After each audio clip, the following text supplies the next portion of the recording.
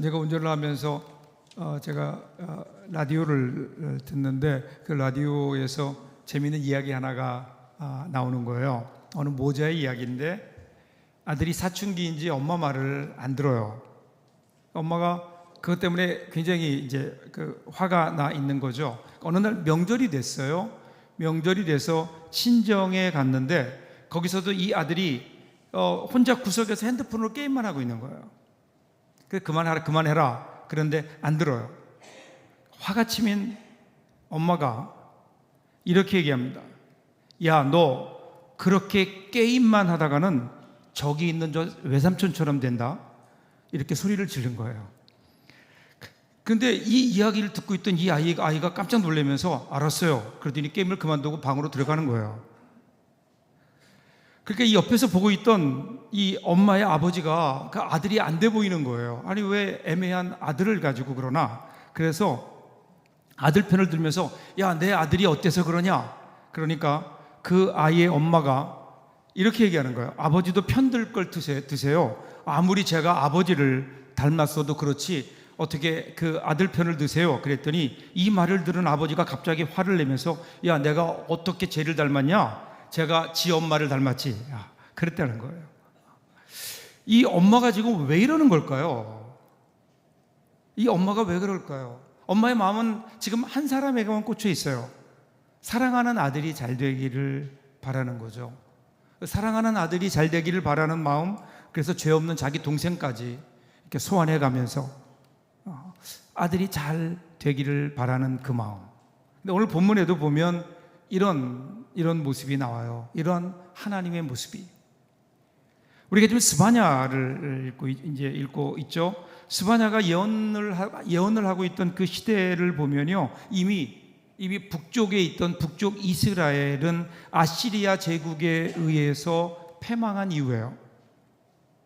그리고 남유다 왕은 그 이전에 히스기야 왕 때에 개혁 운동이 일어나서 뭔가 좀 되는 듯 했지만 그의 뒤를 이어서 므낫세와 그리고 아몬이라고 하는 악한 왕들이 통치하면서 히스기야 시대에 그나마 조금 일어나라고 했던 신앙의 개혁들은 무산되고 말았습니다.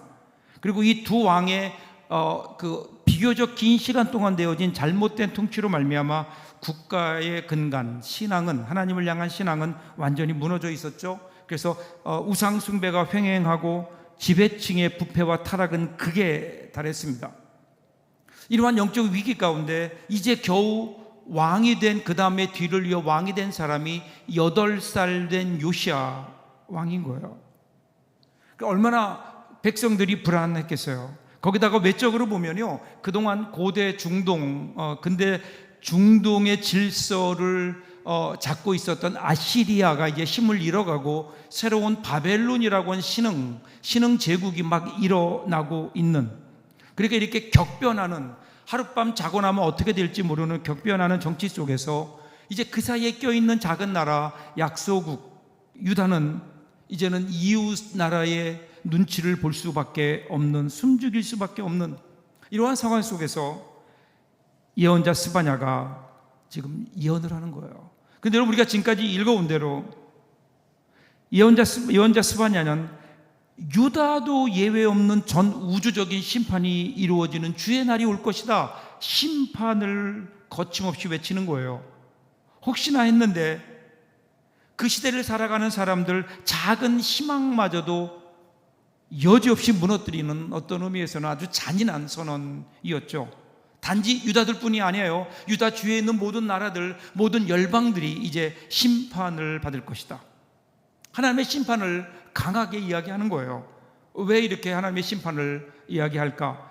이것은 하나님의 사랑인 거예요. 이스라엘을 향한 하나님의 불붙는 사랑의 표현이 심판으로 지금 표현되고 있는 거예요. 너희들 여기 끝까지 돌아오지 않으면 너희들 이렇게 된다. 너희들 아까 그 엄마의 그 말처럼 너 공부 안 하면 너 삼촌처럼 된다, 이 말인 거예요. 포기할 수 없는 하나님의 사랑의 협박입니다. 돌아오라는 거죠. 이렇게 심판을 말씀하신 후에 이제 하나님은 하나님의 본심을 드러내십니다. 그것이 오늘 읽었던 말씀이에요. 14절 보세요. 시온에 따라 노래할지어다. 이스라엘아 기쁘게 부를지어다. 예루살렘 따라 전심으로 기뻐하며 즐거워할지어다. 여러분 여기 보세요. 시온의 딸, 그리고 이스라엘, 그리고 예루살렘 딸.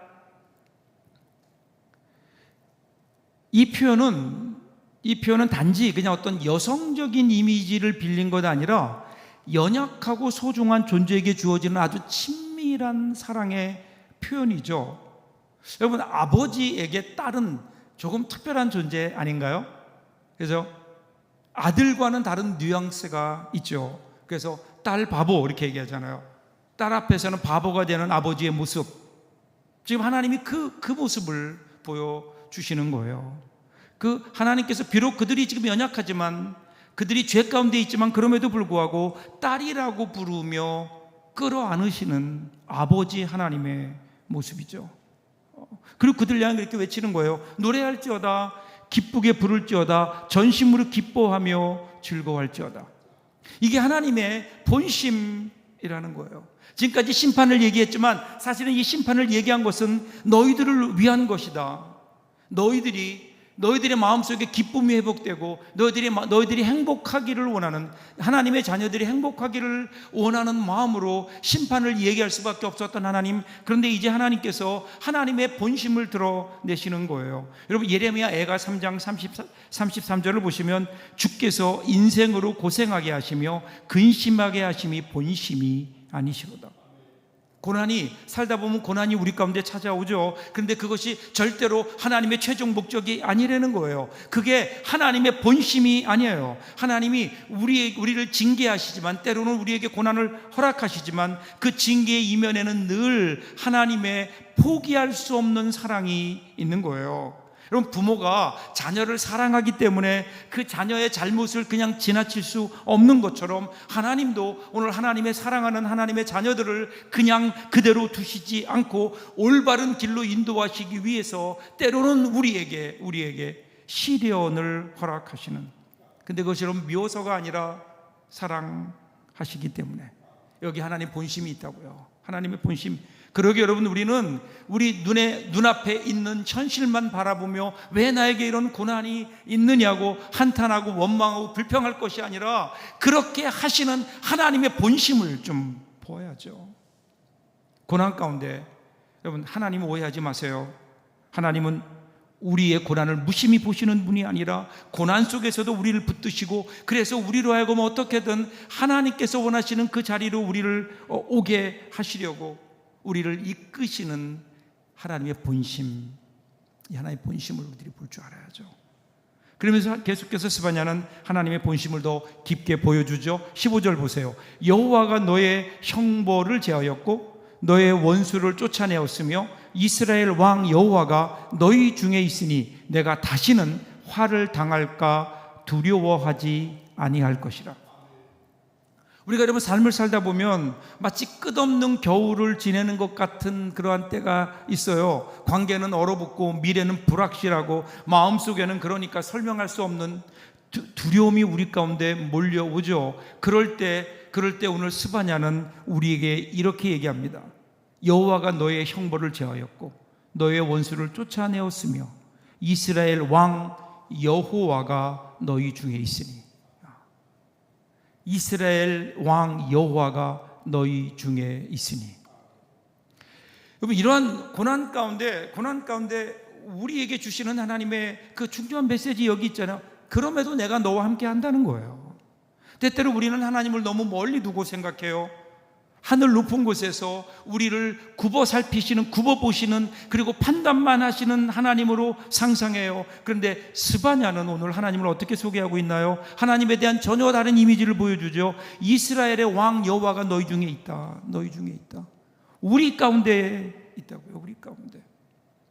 오늘 우리가 살아가는 우리의 삶의 현장 속에 함께 하시는 하나님. 여러분 유명한 프랑스의 화가 밀레의 그림 가운데 만종이라는 그림, 요즘에 어울리는 그림이죠. 만종을 떠올려 보세요. 황혼의 들판에서 남편과 아내가 일손을 멈추고 교회의 종소리에 맞춰 머리 숙여 기도하는, 특별할 것이 없는 평범한 풍경이지만 우리가 여러분 그 그림을 보며 감동을 받는 이유는 뭘까요? 그 가운데 보이지 않는 거룩함이 있는 거예요. 그 두 부부가, 가난한 두 부부가 손을 모으는 그 자리에 함께 하시는 하나님, 너희 중에 계시는 하나님. 여러분, 하나님이 우리와 함께 하신다라고 하는 이 한 문장이 사실은 우리의 인생을 바꾸는 거 아니에요? 모든 우리의 삶의 환경을 바꿔버리는 거 아니에요? 하나님이 우리 가운데 계심을 알 때, 그때 더 이상 우리는 두려움 가운데 있지 않아요. 그러게 오늘 우리는 고난 가운데 우리가 해야 될 고백이 있다고요. 깊은 숨을 들이마신 후에 이렇게 고백하는 거예요. 주님, 나의 두려움이 스며드는 자리마다 주님의 임재가 있음을 믿습니다. 그러기에 나는 더 이상 이제 환경을 두려워하지 않겠습니다. 이것이 우리의 고백이 되어야 되지 않을까요? 환경이 아니에요. 그 환경과는 비교도 할 수 없는 하나님이 우리와 함께 하신다, 나와 함께 하신다. 이 고백이 우리 삶에 이보다 더 큰 힘이, 그리고 위로가 어디에 있을까요? 그러면서 16절 보세요. 그날에 사람이 예루살렘에 이르기를 두려워하지 말라, 시온아 내 손을 늘어뜨리지 말라. 여러분, 사람마다 살아가다 보면요, 손을 늘어뜨릴 때가 있죠. 손을 늘어뜨린다는 것은 단순히 손에 힘이 빠졌다 그런 의미가 아니에요. 여러분, 화가에게 있어서 손은 뭘까요? 그림을 그리는 도구예요. 음악가에게 손은 소리를 빚는 악기인 거예요. 부모의 손은 자녀를 품는 따뜻한 언어이고요, 연인의 손은 서로를 붙잡는 약속의 징표입니다.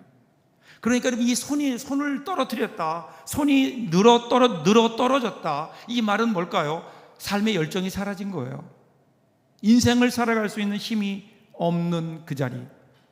그런데 오늘 성경은 이 절망의 자리에서 새로운 언어를 던지잖아요. 두려워하지 마라, 내 손을 늘어뜨리지 말라. 단순한 위로가 아니에요. 다시 그 손을 들게 하는, 우리 인간의 힘으로는 그 손을 들어 다시 들기가 어렵잖아요. 그래서 이 손을 들게 하는 힘이 어디 있다고요? 너희 중에 계시는 하나님. 그 하나님께서 너의 손을 들어 올리게 할 거다. 그러면서 우리가 손을 늘어뜨리면 안 되는 그 이유를 다시 한번 이렇게 설명해요. 17절입니다. 너희 하나님 여호와가 너희 가운데 계시니 그는 구원을 베푸실 전능자시라. 그가 너로 말미암아 기쁨을 이기지 못하시며 너를 잠잠히 사랑하시며 너로 말미암아 즐거이 부르며 기뻐하시리라 하리라. 다시 강조해요. 먼저 중요한 게 이유가 뭐예요? 우리가 손을 늘어뜨리면 안 되는 이유, 첫 번째 가장 중요한 건 너희 하나님 여호와가 너희 가운데 계시니 라는 거예요. 우리 가운데 계시는 하나님, 오늘 우리와 함께 하시며 우리와 함께 숨 쉬시며 하나님의 손으로 우리를 붙들고 계시는 그 하나님이 우리와 함께 하신다는 거예요. 그런데 그 하나님이 어떤 분인 줄 아세요? 그냥 우리를 단순히 지켜보시기만 하는 관찰자가 아니라 구원을 베푸시는 전능자. 구원을 베푸시는 전능자. 그러니까 하나님은 우리의 잘못을 들추어내 정죄하시지 않으세요. 사랑으로 우리를 잠잠히 안아주세요. 그래서 여기 어떻게 나와요? 너를 잠잠히 사랑하시며. 여러분, 사랑이라는 것은 때로는 말보다 침묵 속에서 더 깊게 우리가 사랑을 느끼지 않나요? 많은 말이 필요하지 않는 순간이 있어요. 그냥 누군가가 조용히 곁에 있어주는 것만으로도 위로받고, 그리고 눈물을 그치고 다시 살아갈 용기를 얻을 수 있어요. 그러기에 우리는 잠시 우리의 소음을 멈추고 하나님의 침묵을 들어보는 겁니다. 침묵은 무관심이 아닙니다. 우리를 바라보시는 깊고 온전한 사랑의 언어입니다. 여러분의 삶 가운데 하나님은 지금도 잠잠히 여러분을 사랑하고 계세요.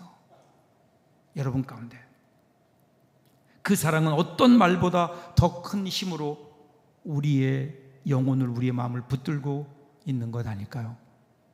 잠잠히 우리를 사랑하시며 우리가 어떤 상황에 있든지 여전히 침묵 속에 우리를 붙들어 주시는 그 하나님. 여러분, 그 하나님을 우리가 발견할 때 그 다음에 어떻게 되는 줄 아세요? 그 하나님의 모습이 바뀝니다. 하나님이 우리로 인해 기쁨을 이기지 못하시며 즐거이 부르며 기뻐하신다. 여러분, 우리 나를 위해서 보잘것없는 날마다 실패하는 내가 봐도 내가 별론데, 그런데 하나님께서 나를 보고 기뻐하시며 노래하신다는 거예요. 여러분 그런 생각 해보셨어요? 우리가 하나님을 향해 하나님을 위해 노래를 부르는 것은 당연하다고 생각하죠. 그래서 우리가 하나님께 찬양하잖아요. 그런데 여러분 하나님이 우리를 위해 노래하신다는 거예요. 여러분 이거 알고 계셨나요? 하나님이 나를 위해 노래하신다. 진짜로요. 저와 여러분을 위해서 노래까지도 하시는 하나님. 세상은 끊임없이 우리에게 넌 부족해, 너는 가치가 없어, 너는 별로 도움이 안 돼, 이렇게 우리에게 이야기하지만 그때마다 하나님은 우리를 향해 너는 나의 기쁨이야. 나는 그 기쁨으로 인해서 너를 위해서 노래한단다. 여러분 우리의 행위나 공로 때문이 아니에요. 그냥 하나님이 우리를 사랑하기로 결심하셨기 때문이에요. 이 하나님의 사랑을 보세요. 그러니까 이 하나님의 사랑은 그냥 좋은 정도가 아니에요. 기쁨을 이길 수 없을 정도로 좋다는 거예요. 누가요? 저와 여러분이요. 이것이 여러분 우리가 이해할 수 없는 하나님의 사랑인 거예요. 그런데 실제하는 하나님의 사랑. 이 노래를 한번 들어보시기 바랍니다. 하나님이 나와 함께 하세요. 나를 구원하는 용사세요. 그리고 하나님이 나를 위해서 노래하세요. 여러분 이 믿음이 두려움을 몰아내고 영혼을 새롭게 하지 않을까요?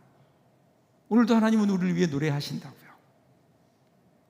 귀 기울여 들어보세요. 귀 기울여 들어보세요. 너로 말미암아 내가 노래한다. 너는 나의 기쁨이다. 이 사실 하나만으로도 여러분 우리 삶은 달라지지 않을까요? 그러게 우리의 삶은 절망이 아닌 희망이에요. 두려움이 아닌 담대함으로 바뀌는 거예요. 여러분 우리가 누구예요? 우리는 하나님의 기쁨의 노래 속에 살아가는 존재들이라고요. 그러기에 우리에게 절망은 불신이에요. 그냥 절망하는 것은 우리의 한탄이 아니라 하나님을 향한 이러한 하나님의 사랑을 향한 배신이라고요. 절망의 자리에서 그래서 우리는 불신을 택하는 거예요. 믿음이라는 것은 상황을 단숨에 바꾸는 것이 아니에요. 여전히 우리의 삶은 어렵고 여전히 우리 삶은 우리를 절망하게 만드는 환경이지만 그런데 그 가운데 하나님을 바라보는 거예요. 우리와 함께 하시는 하나님을 우리가 바라보는 거예요. 그리고 나를 위해 잠잠히 사랑하시며 그리고 하나님의 그 사랑에 견디지 못하셔서 우리를 향한 그 사랑으로 노래하시는 하나님의 사랑을 들을 때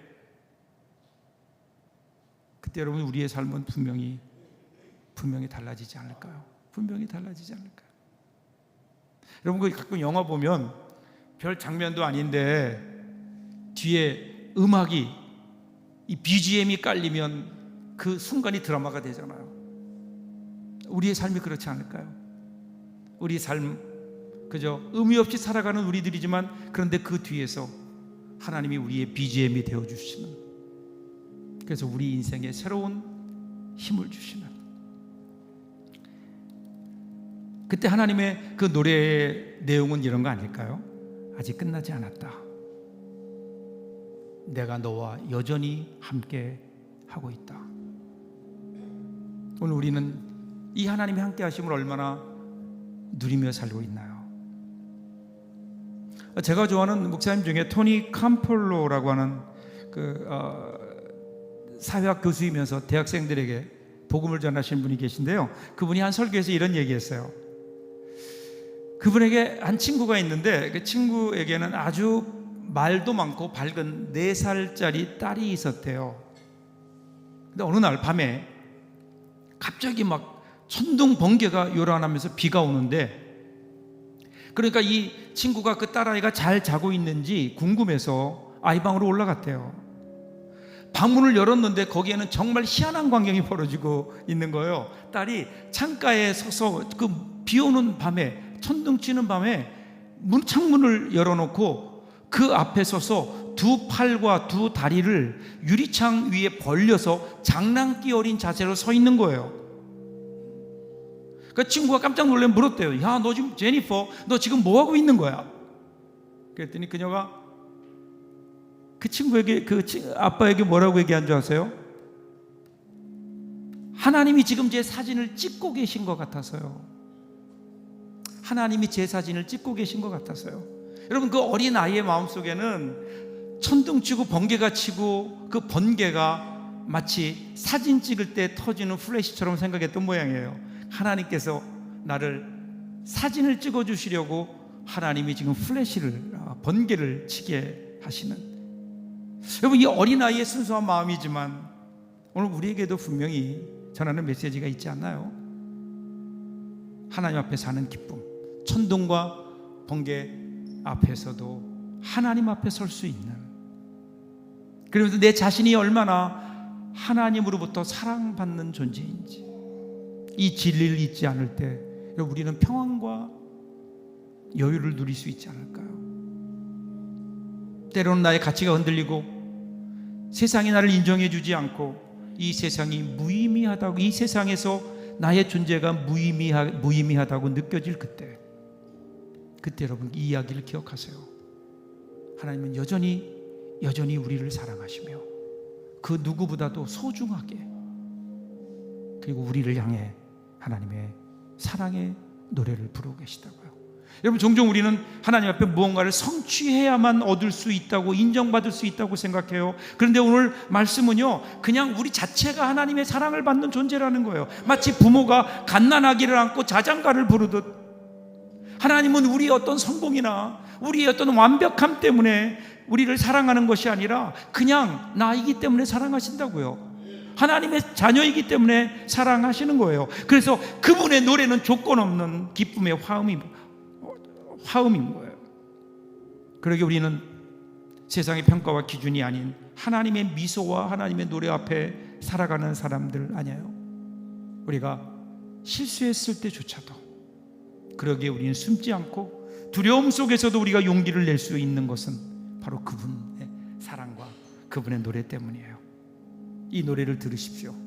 그 어떤 순간에도 우리를 놓지 아니하시고 우리를 향해 불러주시는, 우리를 응원하시는 하나님의 그 노래소리, 이번 한 주간 동안도 이 하나님의 노래를 들으며 힘있게 하나님의 사람답게 기쁨으로 이번 한 주간을 살아내는 저와 여러분들 될 수 있기를 주님의 이름으로 축복합니다. 기도하겠습니다.